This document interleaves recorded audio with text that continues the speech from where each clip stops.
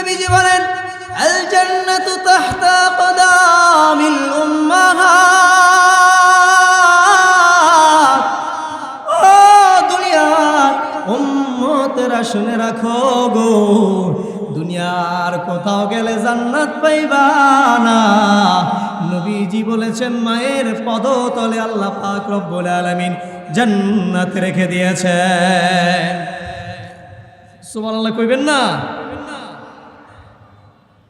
মায়ের পদতলে আল্লাহ পাক রব্বুল আলামিন জান্নাত রেখে দিয়েছেন। এজন্য কবি বলেন ওগো মা তুমি এ ধরনের শ্রেষ্ঠ নিয়ামত, তোমারই পদতলে রয়েছে জান্নাত। ওগো মা তুমি এ ধরনের শ্রেষ্ঠ নিয়ামত, তোমারই পদতলে রয়েছে জান্নাত। এ পৃথিবী তাক্তয় গো ফুল পাখিহীন, এ পৃথিবী তাক্তয় গো মায়া মমহীন, এ পৃথিবী থাকতয় গো ফুল পাখিহীন, এ পৃথিবী থাকতয় গো মায়া মমহীন। যদি না পেত তোমার, যদি না পেত তোমার মায়ারি হাত, যদি না পেত তোমার মায়ারি হাত, ওগো মা তুমি এ ধরনের শ্রেষ্ঠ নিয়ামত, তোমারই পদতলে রয়েছে জান্নাত। ওগো মা তুমি এ ধরনের শ্রেষ্ঠ নিয়ামত, তোমারই পদতলে রয়েছে জান্নাত। ঠিক কিনা বলে? এখানে দুনিয়া কোনো মানুষের গুণকীর্তন করা হয় না, একজনের কথা বলা হয়, একজনেরই গুণকীর্তন করা হয়, তিনি কে? আল্লাহ। এজন্য আল্লাহ পাক রব্বুল আলামিন পবিত্র কালামুল্লাহ শরীফের মধ্যে ঘোষণা করে দিয়েছেন, ও দুনিয়ার মানুষ, অনেক সৃষ্টি দুনিয়ার মধ্যে আমি সৃষ্টি করে পাঠাইছিলাম, কিন্তু দুনিয়ার মধ্যে এত সৃষ্টির মধ্যে এত কঠোরভাবে কাউকেই বলে দেই নাই। তোমাদেরকে আমি বলে দিয়েছি, তোমাদেরকে সৃষ্টি করার পিছনে একটা মাত্র কারণ আছে, সেটা হচ্ছে ইল্লা লিয়াবুদুন, একমাত্র আমি আল্লাহর ইবাদত। কারণ আল্লাহ পাক রব্বুল আলামিন অনেক চিন্তা ভাবনা করে, অনেক চিন্তা ফিকির করে, ফেরেশতাদের সাথে আলোচনা করে, নিজেকে বারবার বারবার নিজের মধ্যে উপলব্ধি এনে দুনিয়ার জমিনে একদল প্রতিনিধি সৃষ্টি করেছেন। আল্লাহ বলেছেন আমি দুনিয়ার মধ্যে ইন্নী জাইলুম ফিল আরদি খলিফা, দুনিয়ার জমিনে আমি একদল প্রতিনিধি সৃষ্টি করতে চাই। দুনিয়ার জমিনে আমি যে প্রতিনিধি সৃষ্টি করতে চাই, কেন এই প্রতিনিধি সৃষ্টি করতে চাই? এর পূর্বে তো আমি জিন জাতিকে সৃষ্টি করেছিলাম, তার পূর্বে কত কত সৃষ্টি দুনিয়ার জমিনে আমি পাঠাইছিলাম, কিন্তু কারো থেকে আমার মন ভরে নাই, মন ভরে নাই। এই শেষ জামানায় আমি মানুষ সৃষ্টি করতে চাই, একমাত্র কারণ হলো মুহাম্মাদুর রাসূলুল্লাহ সাল্লাল্লাহু আলাইহি ওয়াসাল্লাম, আমার নূর নবীজির আগমন দুনিয়ার জমিনে আখিরি নবী বলে শেষ করে দিবেন, যার কারণে আল্লাহ পাক রব্বুল আলামিন পরিকল্পিতভাবে দুনিয়ার জমিনে মানুষ সৃষ্টি করে দিয়েছে। বুঝতেছেন কথা? কেন সৃষ্টি করলেন? সৃষ্টি করছেন একমাত্র ইবাদত করার জন্য। কার? আচ্ছা আপনারা একটু কাছাকাছি আগে বসেন তো, একটু সামনে আগে বসেন। লা ইলাহা, বাইরে যারা আসেন ভিতরে আসেন। লা ইলাহা ইল্লাল্লাহ, লা ইলাহা ইল্লাল্লাহ, লা ইলাহা ইল্লাল্লাহ, লা ইলাহা। আমার আল্লাহ সারা মাবুদ নেই, দয়াল নবী সারা উপায় নাই। আছে নাকি বলেন? নবীজি ছাড়া কোনো উপায় নাই। কিয়ামতের ময়দানে যখন কোনো সুপারিশকারী থাকবে না, একজন মাত্র সুপারিশকারী থাকবেন, শাফাতকারী থাকবেন, তিনি আমার নবী। ঠিক কিনা বলেন?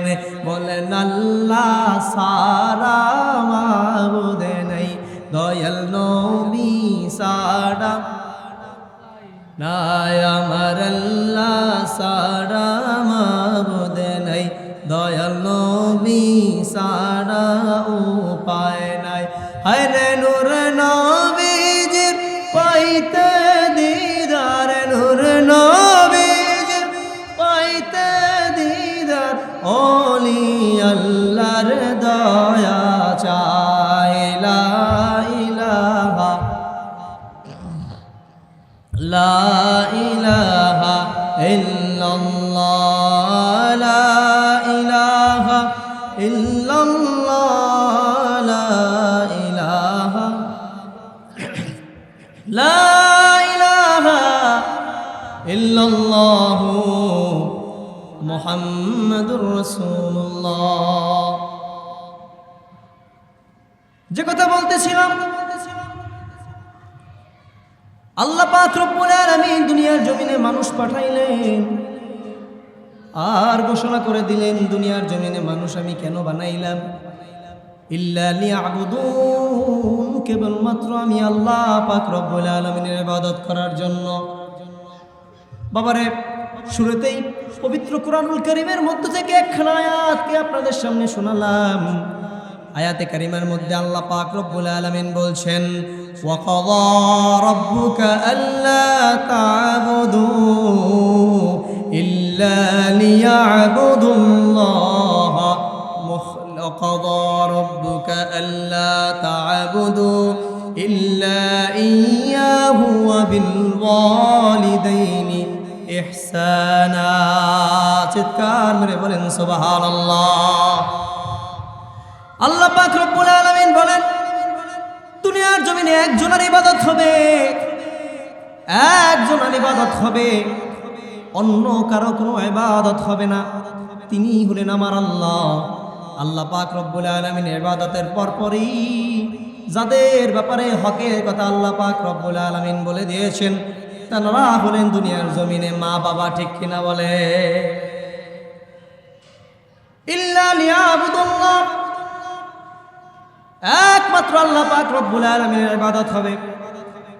যদি আল্লাহ পাক রব্বুল আলামিনের ইবাদত না করেন, তাহলে আল্লাহ পাক রব্বুল আলামিন আমাদের জন্য সহজ কোনো বিষয় রেখে দেন নাই। আল্লাহ পাক নিজে বলে দিয়েছেন, ইন্না আযাবি লাশাদীদ, তোমরা কঠিন শাস্তির মধ্যে নিপতিত হয়ে যাবে। বাবারা আমার, আল্লাহ পাক রব্বুল আলামিন আয়াতে কারিমার মধ্যে বলেছেন, ওয়াকাযা রাব্বুকা আল্লা তা'বুদু ইল্লা ইয়্যাহু ওয়া বিল ওয়ালিদাইনি ইহসানা। আল্লাহর ইবাদতের পরপরই তোমরা মা বাবার প্রতি ইহসান হয়ে যাও। কেন ইহসান হয়ে যাবা? নবী আকরাম সাল্লাল্লাহু আলাইহি ওয়াসাল্লামের কাছে এক সাহাবী আসলেন, ইয়া রাসূলুল্লাহ, ইয়া হাবিবাল্লাহ, নবী গো, দুনিয়ার জমিনে আমার সব থেকে হক কার উপরে বেশি গো নবী? কার উপরে আমি সব থেকে বেশি ইহসান করব, সব থেকে বেশি দয়া করব গো নবী? আপনি বলে দেন ইয়া রাসূলুল্লাহ, দুনিয়ার জমিনে কার উপর আমি বেশি সব থেকে নমনীয় হয়ে যাব? রাসূলুল্লাহ সাল্লাল্লাহু আলাইহি ওয়াসাল্লাম বললেন, হ্যাঁ সাহাবী, শুনে রাখো, উম্মুকা, তোমার মা। দ্বিতীয়বার আবারও প্রশ্ন করলেন, ইয়া রাসূলুল্লাহ, তারপরে কে হবে ইয়া রাসূলুল্লাহ? আমি কার প্রতি এরপরে বেশি হক আদায় করবো গো নবী? নবীজি বললেন, তোমার উম্মুকা, তোমার মা।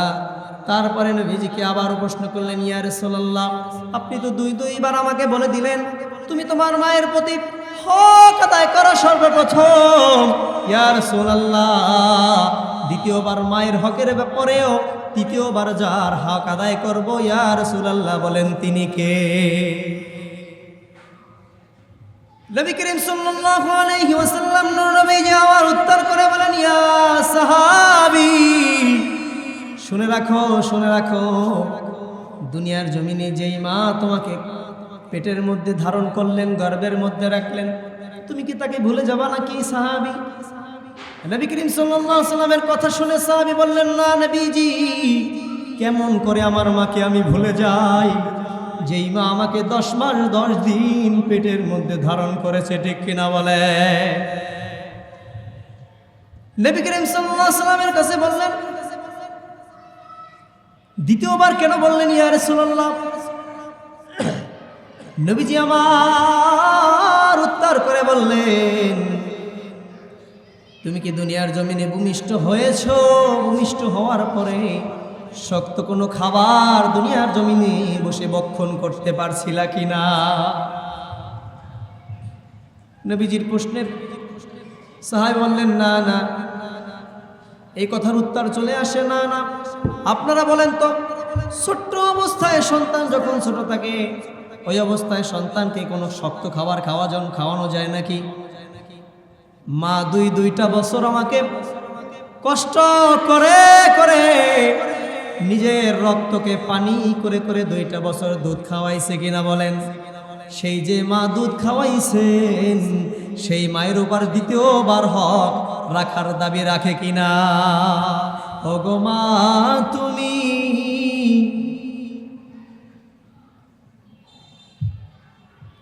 এ ধরনের শ্রেষ্ঠ নিয়ামত, তোমারই পদ তলে রয়েছে জান্নাত, আছে না নাই? নবীজি বলেন, আল জান্নাতু তাহতা কদামিল উম্মাহাত। ও দুনিয়ার উম্মতেরা শুনে রাখো গো, দুনিয়ার কোথাও গেলে জান্নাত পাইবা না। নবীজি বলেছেন, মায়ের পদতলে আল্লাহ পাক রব্বুল আলামিন জান্নাত রেখে দিয়েছেন। সুবহানাল্লাহ কইবেন না? মায়ের পদতলে আল্লাহ পাক রব্বুল আলামিন জান্নাত রেখে দিয়েছেন। এজন্য কবি বলেন, ওগো মা, তুমি এ ধরনের শ্রেষ্ঠ নিয়ামত, তোমারই পদতলে রয়েছে জান্নাত। ওগো মা, তুমি এ ধরনের শ্রেষ্ঠ নিয়ামত, তোমারই পদতলে রয়েছে জান্নাত। এ পৃথিবী তাক্তয় গো ফুল পাখিহীন, এ পৃথিবী তাক্তয় গো মায়া মমহীন, এ পৃথিবী থাকতয় গো ফুল পাখিহীন, এ পৃথিবী থাকতয় গো মায়া মমহীন। যদি না পেত তোমার, যদি না পেত তোমার মায়ারি হাত, যদি না পেত তোমার মায়ারি হাত, ওগো মা, তুমি এ ধরনের শ্রেষ্ঠ নিয়ামত, তোমারই পদতলে রয়েছে জান্নাত। ওগো মা, তুমি এ ধরনের শ্রেষ্ঠ নিয়ামত, তোমারই পদতলে রয়েছে জান্নাত, ঠিক কিনা বলে? এজন্য আল্লাহ পাক রব্বুল আলামিন স্পষ্ট ভাষায় বলে দিয়েছেন, তোমরা সর্বপ্রথম আল্লাহ পাক রব্বুল আলামিনের ইবাদত করো। সাবধান সাবধান, আমি আল্লাহর ইবাদত ছাড়া কারো সামনে মাথাটাকে ঝুঁকাইয়া দিও না। যাবে নাকি আল্লাহ ছাড়া কারো সামনে মাথা ঝুঁকাই দেয়া? কথা বলেন। ইবাদত পাওয়ার একমাত্র হক রাখেন যিনি, তিনি কে? কথা বলেন, তিনি কে? সমস্ত দুনিয়ার জমিনে আপনি যেদিকেই তাকান না কেন, আচ্ছা আপনি একটা কথা বলেন আমাকে, দুনিয়ার কোনো মানুষকে কোনো কিছু দিয়ে কি খুশি করা সম্ভব? কথা বলেন, সম্ভব? এই জন্য রাসূল সাল্লাল্লাহু আলাইহি ওয়াসাল্লাম বলছেন যে দুনিয়ার মানুষের কাছে মানুষ যখন চায় তখন মানুষ রাগান্বিত হয়ে যায়। আহাব্বুল বিলাদি ইলাল্লাহি মাসাজিদুহা ওয়া আবগাদুল বিলাদি ইলাল্লাহি আসওয়াকুহা। এই আল্লাহ পাক রব্বুল আলামিন বাজারটাকে করে দিয়েছেন যেমনি করে অপছন্দের জায়গা। এর একটা প্রমাণ আজকে দেখেন, সব বাজারের মধ্যে আছে মানুষ, ঠিক কি না? কিন্তু মাহফিলের মধ্যে আছে নাকি? আল্লাহ বলছে মসজিদটা হচ্ছে আমার কাছে সব থেকে পছন্দের জায়গা, এখানেই মানুষ নাই। বাজারটা অপছন্দের জায়গা, শয়তানের জন্য পছন্দের জায়গা, সেই জায়গার মধ্যে মানুষের অভাব নাই, আছে নাকি? মানুষ এখানে অভাব নাই, কিন্তু মসজিদের মধ্যে জান্নাতের বাগানে মানুষ খুঁজে পাওয়া যাচ্ছে না। এজন্য আল্লাহ পাক শক্ত করে বলে দিয়েছেন, সর্বপ্রথম আমি আল্লাহ পাক রব্বুল আলামিন ইবাদত পাওয়ার দাবি রাখি। কেন আমি আল্লাহ ইবাদত পাওয়ার দাবি রাখি জানো? দুনিয়ার জমিনে অক্সিজেনকে তোমাকে দিয়েছে কে? যিনি অক্সিজেন দিয়েছেন তিনি হলেন আল্লাহ। খাবার যিনি দিয়েছেন তিনি হলেন আল্লাহ। পানি যিনি দিয়েছেন তিনি হলেন আল্লাহ। সব কিছু যিনি ব্যবস্থা করে দিয়েছেন, চিৎকার মেরে বলতে হবে তিনি কে? এজন্য বলে আল্লাহ আমার রব, এই রবি আমার সব। বলেন না একটু, আল্লাহ আমার রব, এই রবি আমার সব। দমে দমে তনু মনে তারি অনুভব, ঠিক না? আল্লাহ আমার রব, এই রবি আমার সব। আল্লাহ আমার রব, এই রবি আমার সব। দমে দমে তনু মনে তারি অনুভব। তোমার দুনিয়াতে আমি যেদিকে তাকাই, অথই নিয়ামতে ডুবে আছে সবাই, ঠিক কিনা বলেন? তোমার দুনিয়াতে আমি যেদিকে তাকাই, অথই নিয়ামতে ডুবে আছে সবাই। তাই তো তোমার তরে পড়ি তাসবিহ কল রব, তাসবিহ কল রব। আল্লাহ আমার রব, বলেন না, আল্লাহ আমার রব, এই রবি আমার সব। আল্লাহ আমার রব, এই রবি আমার সব। অনেক সময় আলোচনা করার সময় নাই, দুইটা কথা স্পষ্ট করে বলে যেতে চাই। একটা হলো, সর্বপ্রথম যার ইবাদত করতে হবে তিনি কে? কথা বলেন, তিনি কে?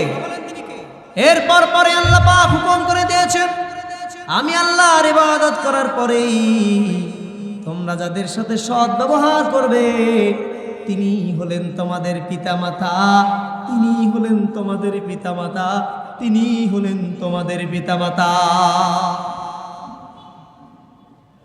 কারণ মাতা পিতা ছাড়া দুনিয়া যেমন কল্পনা করা যায় নাই,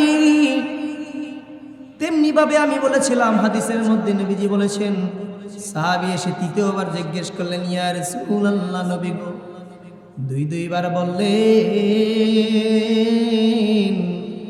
একটু তৃতীয়বারের জন্য শোনায় দেন গো নবী, যার উপরে আমার সব থেকে বেশি হক তিনি দুনিয়ার জমিনে কে? নবীজি আমার স্পষ্ট ভাষায় বলে দিলেন, ইয়া সাহাবী, উম্মুকা, তোমার মা।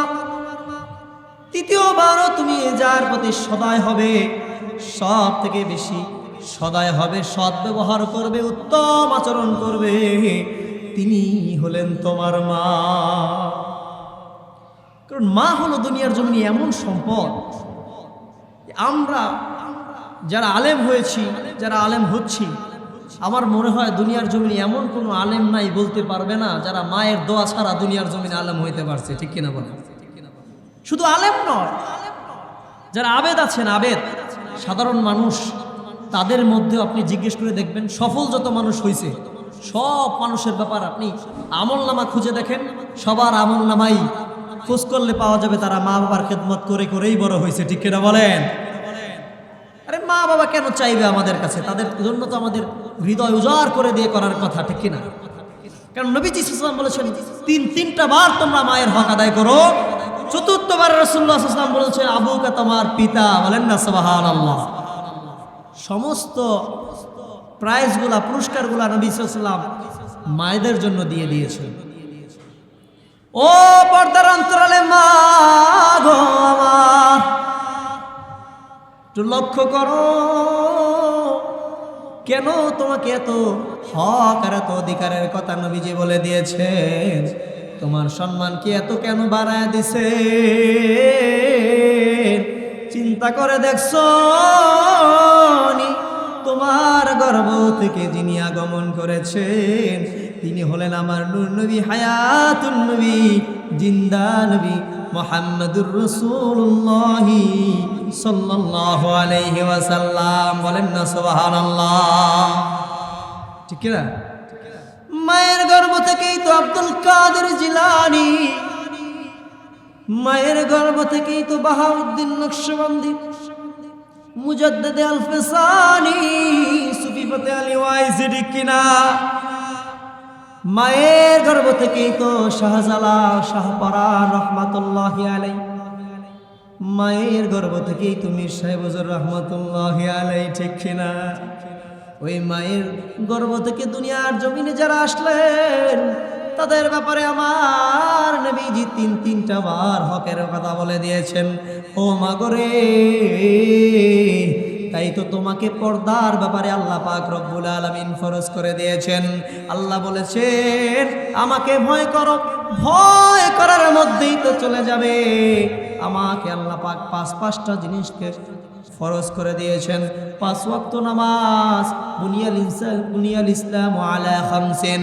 প্রথমে তুমি যখন ইমানদার হয়ে যাবা, ইমানদার হওয়ার পরেই তোমাকে আল্লাহ পাক রব্বুল আলামিন বলেছেন আশহাদু আল্লা ইলাহা ইল্লাল্লাহ, তারপরেই বলে দিয়েছেন আকিমুস সালাত, নামাজ কায়েম করো, ওয়াতুজ যাকাত, যাকাতকে দুনিয়ার জমিনের মধ্যে ছড়ায়া দাও, ওয়াল হজ্জুল বাইতি মান ইসতাতা ইলাইহি সাবিলা, দুনিয়ার জমিনে যাদের উপরে হজ ফরজ থাকবে তারা যেন সাধ্য অনুযায়ী হজ করে ফেলে।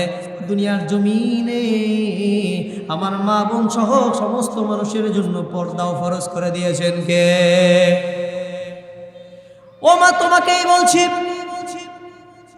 তোমাকে তিনটা বার হকের কথা আমার নবীজি বলেছেন।